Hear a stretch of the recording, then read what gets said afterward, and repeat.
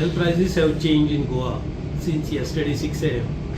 and there is an increase of 3 rupees 6 paise in petrol, diesel and premium fuel. Now with the increase in these prices of fuel, as a businessman, my investment has gone up.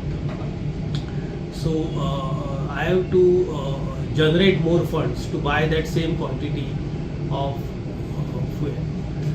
So this is a small burden on us, and our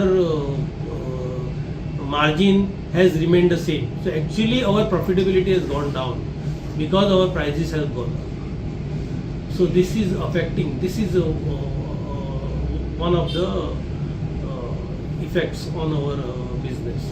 The second thing is people will be more cautious now with the increase in the prices. They will buy less fuel. So the business will also get affected because of this increase. Now what happens is, war is going on and we are importing all this oils and all that. So it is not natural that there should be increase and all that, because government have to make some expense on their own. No? Can't help it. It is a normal.